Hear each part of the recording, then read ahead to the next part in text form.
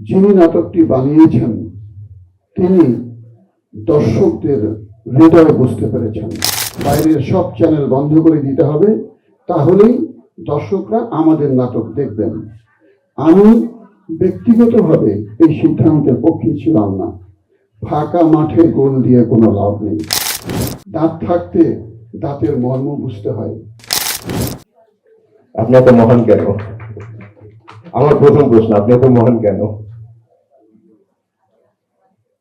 একটা প্রশ্ন সবাই করছেন যে নাটকটি কেন এত দর্শক প্রিয় হলো। আমি এটা দর্শক প্রিয় হওয়ার প্রধান কারণ মনে করি, যিনি নাটকটি বানিয়েছেন তিনি দর্শকদের হৃদয় বুঝতে পেরেছেন। দর্শক কি চান, দর্শক কিসে মুগ্ধ হবেন, মোহাম্মদ মোস্তফা কামাল রাজ সেটি বুঝতে পেরেছেন, এবং সেটাই হচ্ছে এই নাটক সফল হওয়ার প্রধান চাবিকাঠি। তারপর আপনাদের সহযোগিতা, শিল্পীদের সহযোগিতা এবং আরেকটি মুখ্য বিষয় অর্থনৈতিক সহযোগিতা, এই সব কিছু মিলেই এটা আমাদেরই গল্পের সফলতা। আমি একটি কথাই শুধু বলবো, আমরা যে এক সময় নাটকের দর্শক হারিয়ে ফেলেছিলাম, এক সময় আন্দোলন হতে যাচ্ছিল বাইরের সব চ্যানেল বন্ধ করে দিতে হবে, তাহলেই দর্শকরা আমাদের নাটক দেখবেন। আমি ব্যক্তিগতভাবে এই সিদ্ধান্তের পক্ষে ছিলাম না। ফাঁকা মাঠে গোল দিয়ে কোনো লাভ নেই।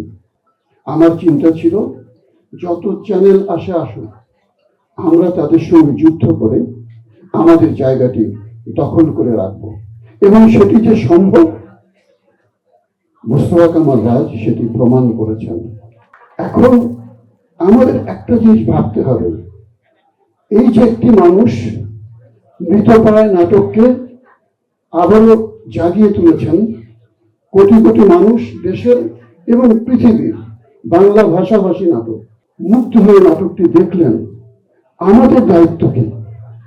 আমাদের দায়িত্ব হচ্ছে এরকম একজন চিন্তাশীল নাট্য নির্মাতাকে সবাই সহযোগিতা করব।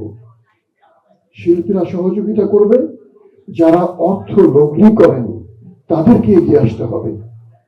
উনি যেন টাকার অভাবে কাজ করতে পারছেন না এরকম অবস্থায় কখনোই না পড়েন।